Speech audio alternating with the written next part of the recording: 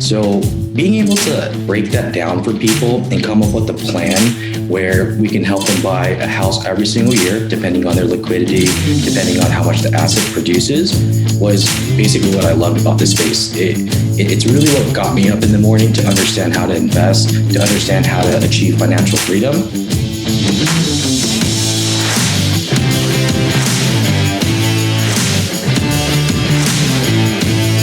So the question is this: how do most agents find the secrets to succeed in today's competitive real estate market, especially when the top agents are keeping those secrets to themselves?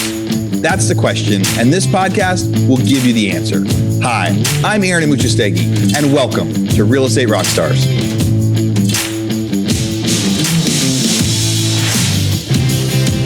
Real Estate Rockstars, this is Aaron Amuchastegui. Hey, this is my second take. I had to turn this off and back on. Host of Real Estate Rockstars today, I get to interview Johnny Hoang. Johnny's out in San Jose, out in the Bay Area, and he is on a team of a guy that you guys will recognize. I've had him on the podcast quite a bit. He's on the David Greene Team. He is wearing the shirt KW out of the Bay Area. Johnny, how's it going? It's going good, man. It's going good. Thanks for having me. How long have you been in real estate? So in resale, I've only been in this space for about a year and a half. But in real estate in general, about 4 years. I started in 2017 working as a community representative for a builder, Shea Homes. Really enjoyed that because it allowed me to create a base of what real estate was and an understanding of how to flip a house. Just because during the time I worked there, we had 4 stages of walkthroughs that we had to do with clients. It would be the foundation walk, frame walk, plumbing, and electrical. And in that time, I learned how real estate worked. I learned what it took to build a house from ground up, how to work with the city. And then fast forward into 2018, I found the Bigger Pockets podcast, David Greene, the man himself. Started flipping soon after that and buying rental properties because I got the real estate bug. And then in 2020, mid 2020, I started working for David and really jumping into the resale space. And we did 67 million in gross volume in sales in 2021. And that pretty much what leads me to here. Yeah. What Shea project were you at as a community manager? So I worked at the Dunes. I also worked at Waterline. I wasn't the manager. I was just a community representative. Where's the Dunes? It's in Marina, California, next to Monterey. Yeah. I really like the way that Shea does their setups. When I was fresh out of college, the construction management, Shea was doing a huge project out in Nipomo, and it was the height of the housing boom. But what was unique there is Nipomo was a restricted community where they could only build so many houses a year. Mm-hmm. And they had 1,500 lots or something like that. It's either 1,000 houses or 1,500 houses, but it was going to be a 25-year build out. Something is some big number because of the amount of homes they were allowed to build every year in Nipomo, which was really a unique way of looking at real estate because it's very cool projects and the way that they built and the way that they talked about kind of the teams. And a few of the guys I went to school with ended up going to work there and still work there as construction managers over there. But it was the coolest thing about what I saw with there is it didn't matter like the boom and the bust. Like we had the housing market go up, housing market go down, but because they were only allowed to build a certain amount of houses every year, and they knew it was going to be like a 15 or 20 year project, they didn't have the same kind of ups and downs with hiring and everything else. So what did you learn? So starting as another guy whose podcast would have just published right before this one, he started his real estate career he actually went to a builder and said, "Hey, I want to list your houses." They said, "Oh, we use this real estate agent office." So then he went to that office and said, "I want to work for you because I want to sell that builder's houses." Yeah. So a little different setup when a builder has community representatives come out. What did you learn about the real estate process when you were out there? The real estate construction, any of it? Yeah, no, definitely. I think the main 2 takeaways, the first one being is customer service, because when they first started in 1881, I think soon after that, they hired Stephen Covey, who wrote the book, 7 Habits of Highly Effective People, to basically come up with a system and a core value for Shea. So our whole premise in terms of customer service was derived from 7 Habits of Highly Effective People. And that allowed me to communicate with people a lot better. In addition to that, the other side of it on a more construction standpoint, was just being able to be a part of all these walkthroughs with the clients, like when the foundations were being poured, when the frames were going up, when electrical was coming in, when plumbing was coming in, meeting with these inspectors to understand what it takes to build the houses ground up, then taking all that information and having to convey that to clients. It really made me understand the depth of what real estate is really about.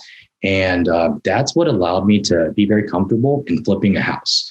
So outside of the customer service and the sales aspect of it, on a personal level of growth, what I understood was just what it takes to build a house and what we need to modify houses, so I can then use that in my investment journey. And then, of course, also resell. Yeah, the difference between good houses and bad houses, the good construction, bad construction. So fast forward to today, what did you do for volume last year in real estate out in San Jose? So we did 67 million. That's just my team alone. So David here in California is separated into 4 different sales teams. I mainly take care of the Bay Area, and our team itself did about 200 million. So out of that 200 million, I did 67. And I would say the main driving factor was working with clients that were on the buy side, looking to get some momentum in building their portfolios. So that was the main bread and butter for us. Yeah. So mostly invest. What's the average sales price there? Right around 1 million. And it was mainly with investors. And when I transitioned over from the community representative to David, it was just really eye-opening, and I loved it because it was my wheelhouse. Because the average client that would come to us would be people that have, let's say, 600K in liquidity. They'd rather park it into real estate opposed to put it in the stock market, or worse, in the bank where inflation just eats up their money. And in this market, if you find a fourplex that's $1 million, let's say we were doing 25% down, so about 250K for the down payment, plus closing costs are going to be about 20K, then 30K for rehab. They're basically all in for 300K. And then from that point, we'll look for that fourplex that's, let's say, 2-bedroom, 1-bath each unit. So each of those 2-bedroom, 1-baths will rent out for about $2,500 a piece. And the gross revenue off those 4 units are $10K total. And if they wanted a more passive approach to it, then of course we'd get a property manager, which charges about 10%. We'll set aside another 10% for CapEx and reserves. So out of that 10K, the clients would see, they would get about 8K in revenue. And off of the $1 million investment loan, their monthly payment would be right around that 5K mark. So 8K minus 5K, and nets them about 3K a month, which off their 300 is about 10% return. So being able to break that down for people and come up with a plan where we can help them buy a house every single year, depending on their liquidity, depending on how much the asset produces, was basically what I loved about this space. It's really what got me up in the morning to understand how to invest, to understand how to achieve financial freedom. And I think that's just the main way we got so many, we help so many investors, because these investors buy multiple houses with us a year, 4 or 5 houses, just moving equity. And is it mostly houses that investors are buying? Is it fourplexes? Yeah, so it's mostly fourplexes and bigger commercial buildings, but it doesn't mean that we don't help regular first-time homeowners that are looking to reduce their living expenses and doing 5% conventional loans as well. We have a different strategy for those type of people where we can help them offset their cost that they're currently paying in rent and park that money into real estate and start owning houses. We have different avenues for those people as well. But the bread and butter for us is helping people with so much liquidity and helping people get a better return on their equity. Because there's so many people in the Bay Area that are just sitting on equity, hundreds of thousands. They don't really know what to do with it. So another method that we use is through David's lending company. We assess, okay, how much equity do you have in your home? Let's see what it will cost us to do a cash out refinance. And out of that amount of liquidity, let's see how much we can buy to build your portfolio to allow you to cash flow and hit your financial freedom number.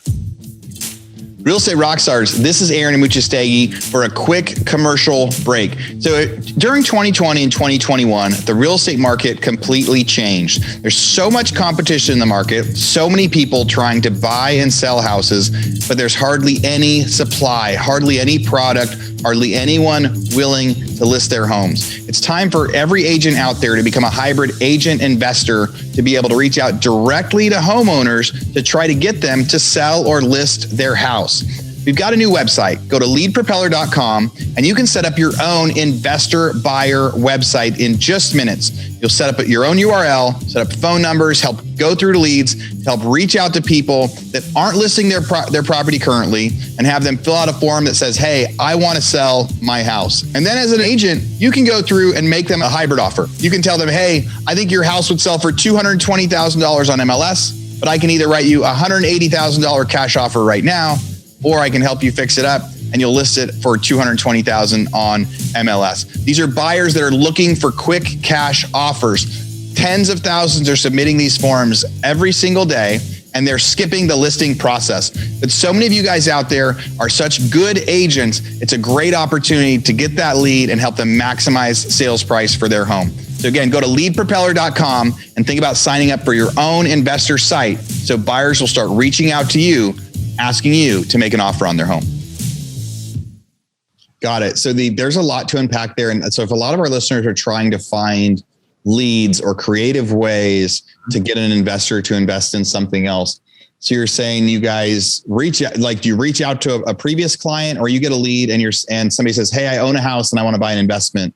And so the first step you're saying is, all right, how much equity do you have in your house? Let's get a refinance now so you can get money out of your house. And now you can take that investment, that cash from your house, to go now buy another investment. So before you even get to help them buy a house, you're helping them you're telling them, hey, go refinance the one you have. You're kind of being that strategic advisor. Refinance the house you have, take that cash, and now I can help you go buy an investment. I get that right? Yep, you got that right. For the people that don't come to us with already having a lot of liquidity, yeah, that's completely right. We would figure out how much they have, if it makes sense for them to do a cash out refinance, or if it makes more sense for them to, just sell the house and move on to a different one. Yeah. I think so where are you guys getting your leads? So how are people finding you? And now David is on Bigger Pockets on the podcast. Are people reaching out to you from that?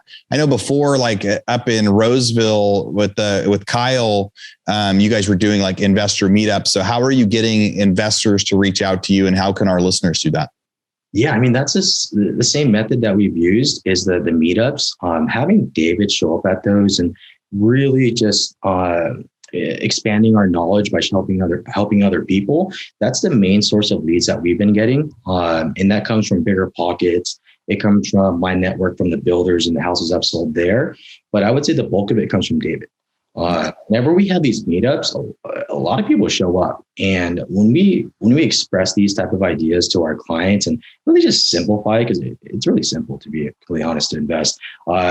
People just want to invest. People just want to understand how can we create a map for them to start investing. Now, the title of the meetup is really how to invest in real estate, right? Like what is there a headline title to it? Yeah, there's a couple of different ones. So we've done house hack ones, which we've done ones where we primarily focus for the lending team, or we've done others where it's just mainly focused on investing.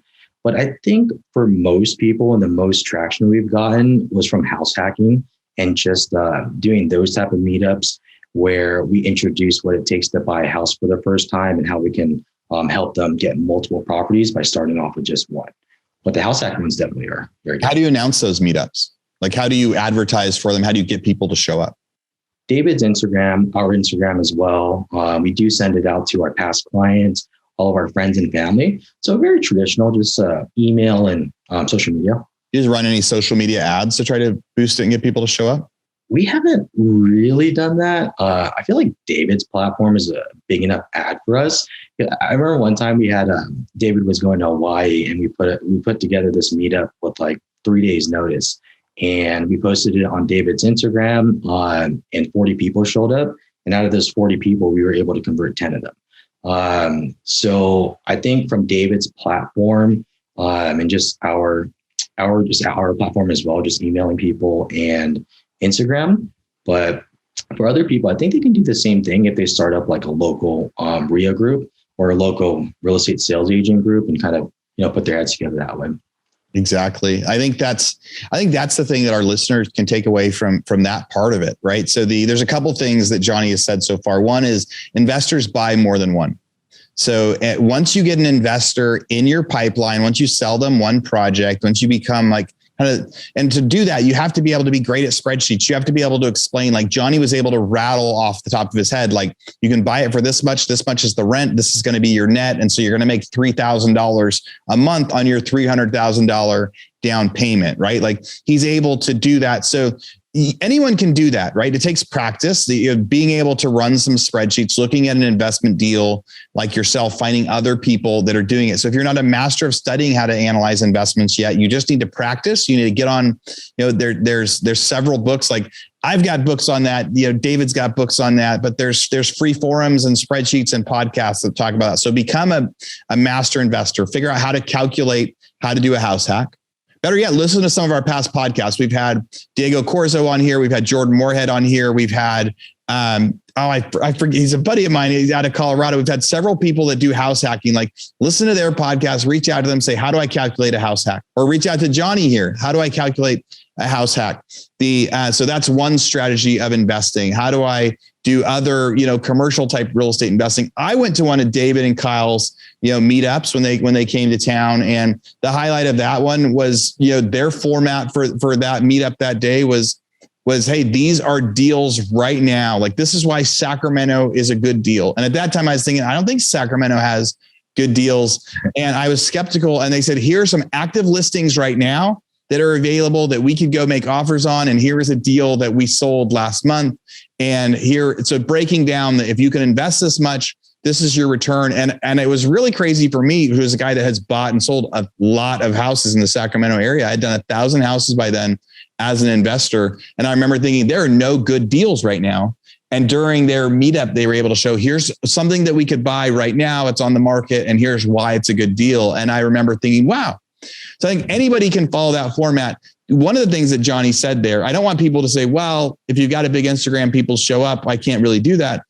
40 people showed up, but 10 people decided to become customers. They didn't decide to buy because David has a cool Instagram, right? They decided because Johnny and the team and everybody else, after working with them, converted them. So if you don't have a big Instagram at the beginning, you invite your friends and family, you invite your list, and then maybe push out some advertising, ask them to tell other people. If you pay to get 40 people to show up to a meetup, and at that meetup, you can get 10 of the 40 to become customers because during that meetup, you've shown them.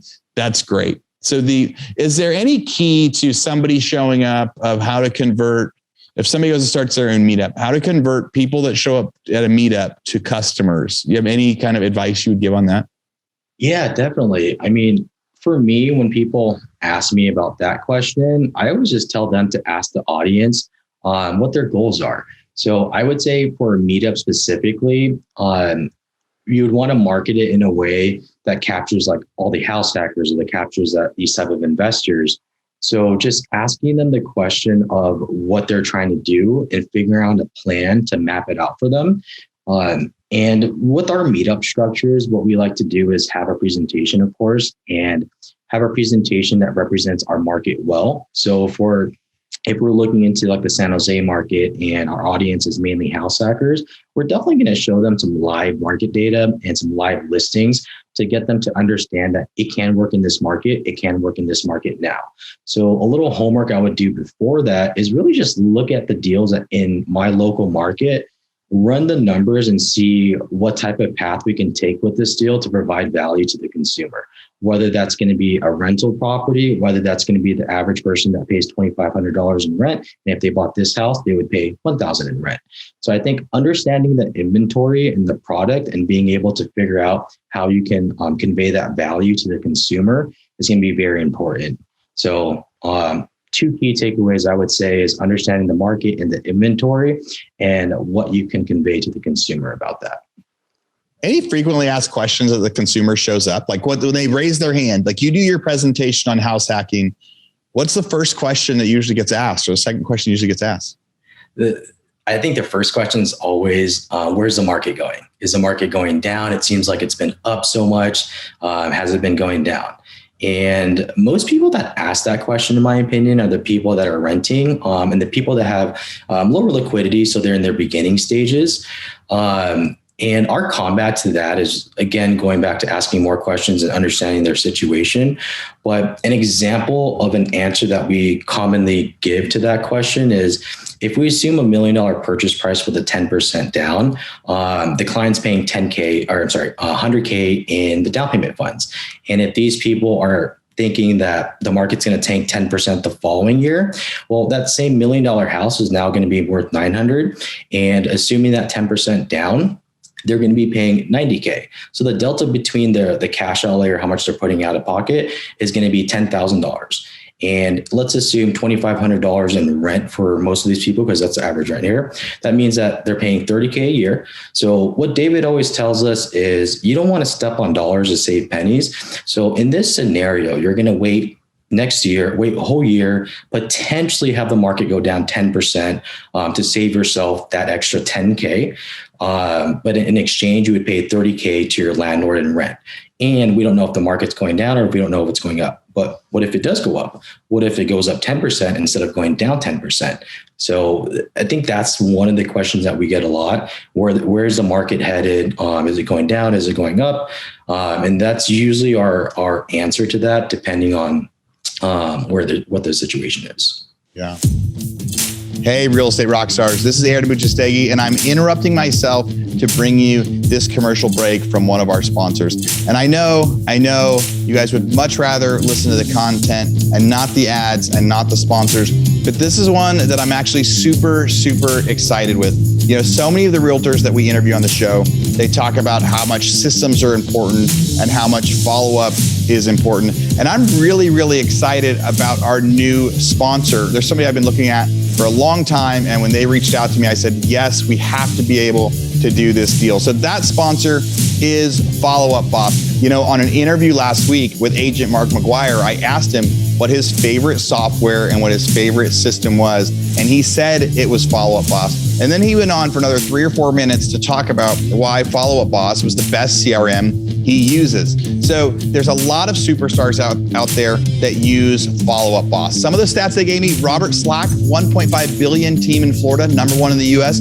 He uses Follow Up Boss to get a 400% ROI on its massive paid lead spend. Deborah Beagle, co-owner of the Ashton Group in Nashville, uses Follow Up Boss to guarantee that agents who join her team get 2 homes under contract in the first 90 days. That's a big guarantee for new agents. Barry Jenkins of Your Friends in Real Estate uses Follow Up Boss to automate everything so his team can produce $200 million on 25-hour work weeks. All right, so here's an offer. You guys are going to get this special for being Real Estate Rockstars listeners. Now, I've used Follow Up Boss. We've actually used it in our non-real estate businesses as well, because it's so good at being able to set timers, set automatic texting and emailing, and what do you know? Best name ever, Follow Up. So here's what we got.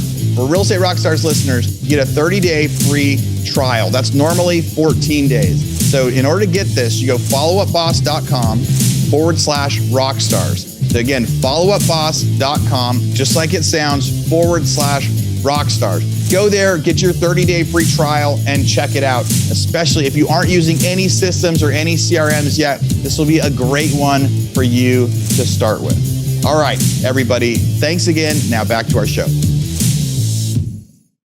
You know, interest rates will start to play a big part too. As we're recording this, the Fed just announced that they are not going to raise interest rates right now, but they believe they're going to raise them in March. And we'll start to see a lot of, jumping around and people showing some concern and excitement. And yes, if your house goes down $100,000, but your rate went up half a point, it's the same thing. Yeah, exactly. Same payment, same everything else. So so people are coming in as investments. How long, if someone is coming to you and saying, hey, Johnny, we're going to do our first meetup, how long do you think those should be? The meetups, I would say 1.5 hours to 2 hours. First 45 minutes or half of the meeting first 15 minutes should be some type of icebreaker, get everyone acquainted, get everyone interactive so the energy comes up.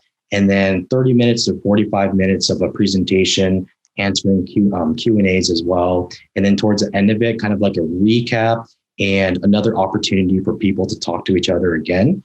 So that's a structure that we've been doing, and that's a structure I think works best. And the key thing I would say is just the interactiveness. So people are just not just like sitting there and just, listening to us talk. It's more interactive, more of like a group thing. Yeah.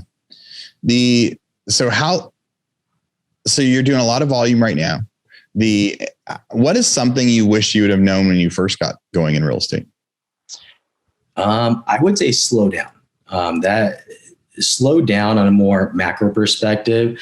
But one thing I wish I would have known is building a team isn't as easy as it seems.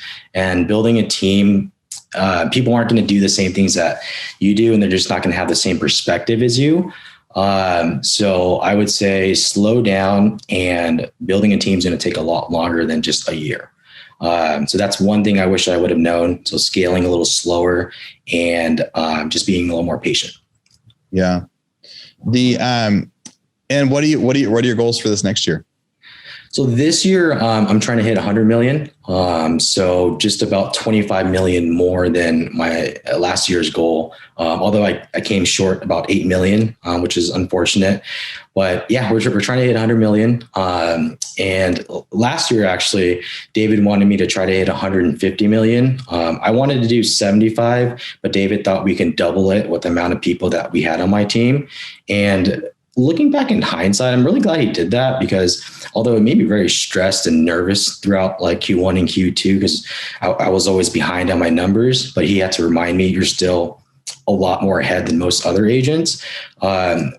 But having that 150 million in the back of my mind put me in a position where I had to figure out how I can get there.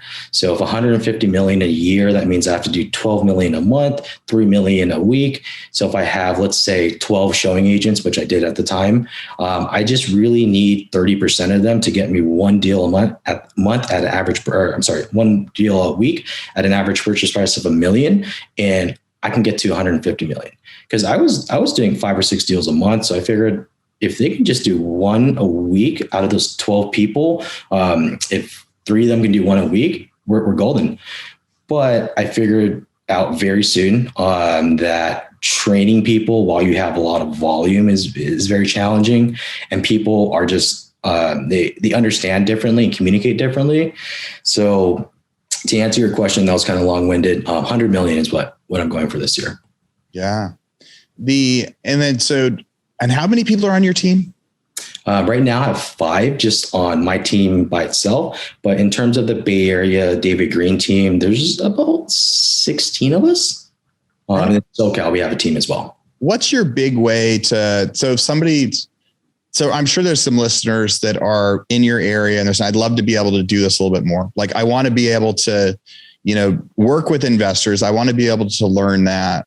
And maybe they think about trying to reach out to you guys to join your team. Why would they join what do you guys do for team members? Yeah, I've had a lot of people I've interviewed lately too, of like, what does that process work like? Some teams do training, some teams do leads. What's it like to be on your team, and how are you growing that team? Yeah, definitely. So I think the key thing that we offer, which is a lot different than other sales teams, is exposure. So we have a pretty high amount of transactions that we do every month. So being able to be around a top producer that does, let's say, 10 deals a month, opposed to someone that does 10 deals a year. So going through the escrows of those 10 deals a month, I think most people will learn so much more than they would from a producer that isn't doing that much volume. And the main thing for people that are looking to join as an agent, David created this role that's called a showing agent. And basically they're assigned to a top producer, and they help the top producer with the day-to-day tasks like scheduling showings, talking to listing agents to find out more information about purchase price and things like that. So they basically are interning for us through all the exposure of our transactions, and they just get real day-to-day experience. Yeah. Are you expanding? Are you investing personally in anything? Yeah, I am. Are you buying in the Bay Area, or are you buying other areas? So I have some in the Bay Area. Sacramento is one of them, or Dixon, which is pretty close to Sacramento, and then out of state as well. So, but mainly I'm actually selling most of my out of state properties right now to become more liquid so I can buy more here. And David's actually doing the same thing. So you're bullish on the Bay. You're going to try to transfer out of other places, go bigger in the Bay.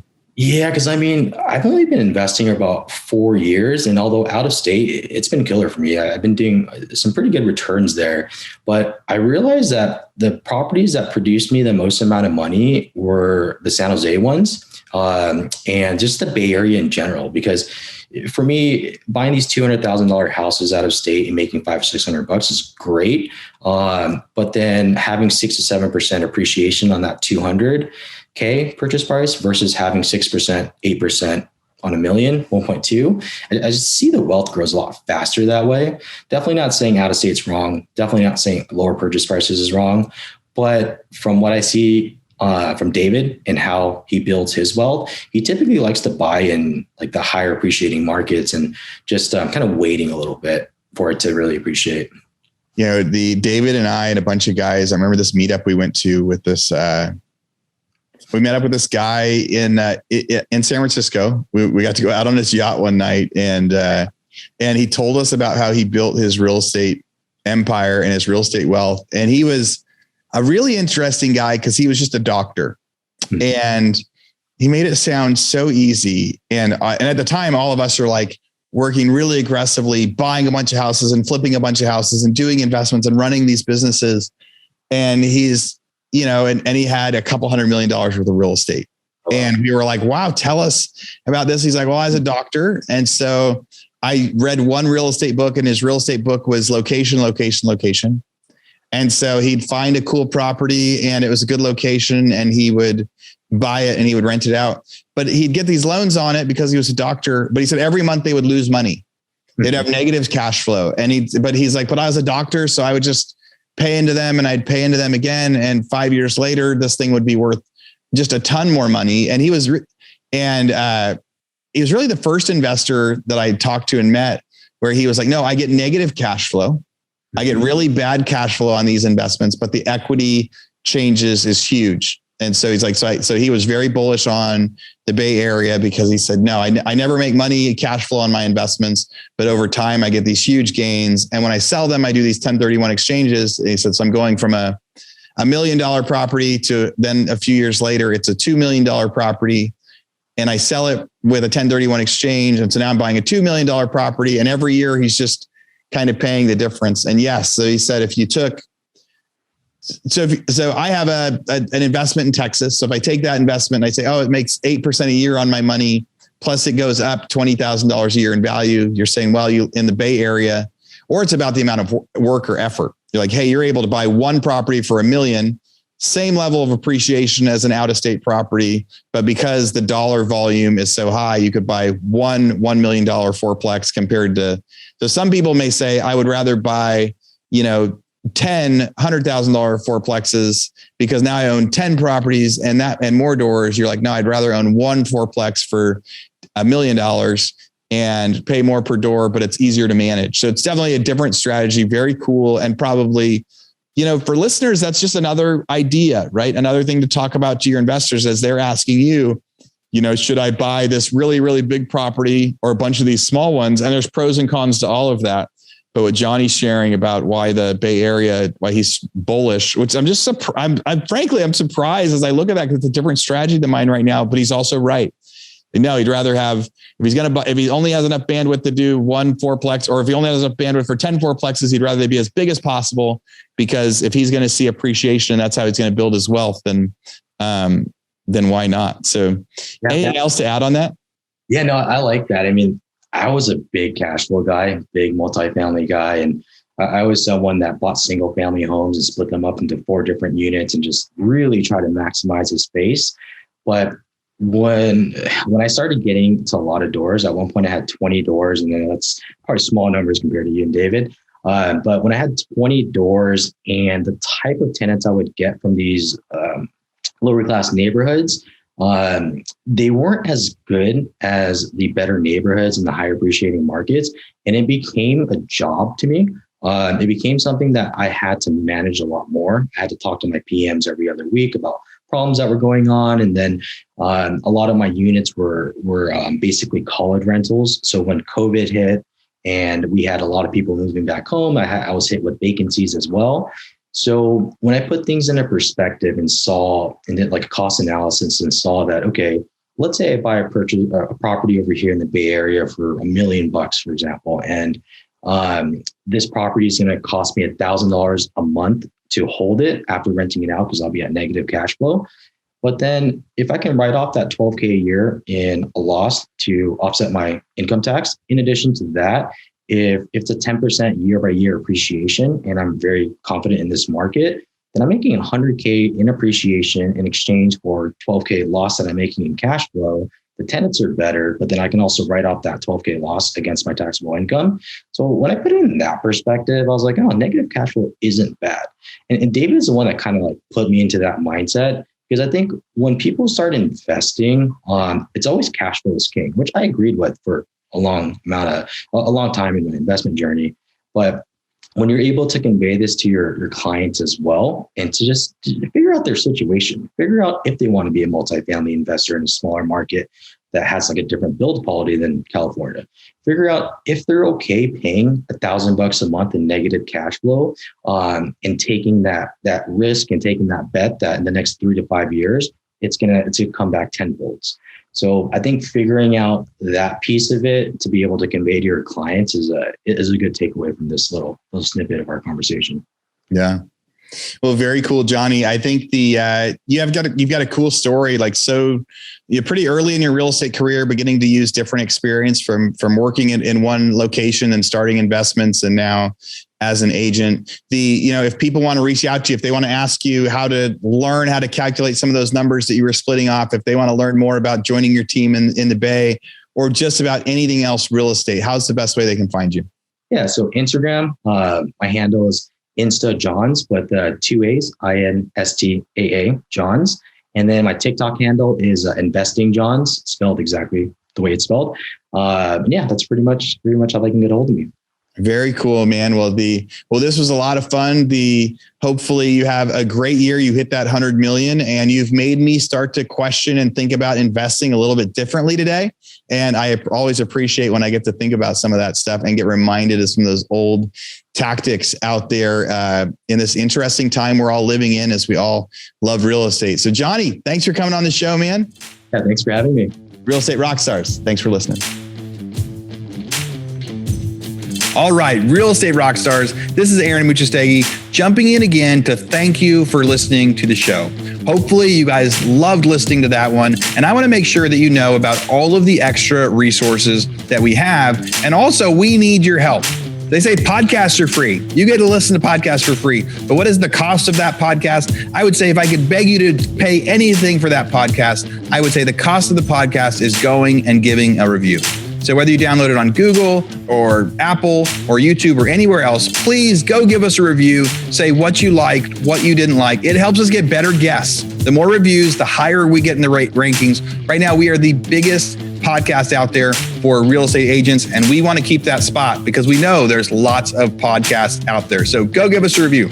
Also, be sure to go to hibandigital.com. If you liked any of the resources that those real estate agents talked about, we've got a huge video vault of those resources for free. Every penny that comes on the podcast that we interview, they give us something that helps them get their deals or helps them work with their clients. And we put that in the toolbox in our vault for you. So go to hibandigital.com and you can get it. If you're looking for real estate education, go to rebusuniversity.com. We have all sorts of courses in there to help agents succeed in real estate. How to get the listing, how to negotiate deals, how to become an investor, all sorts of different stuff, rebusuniversity.com.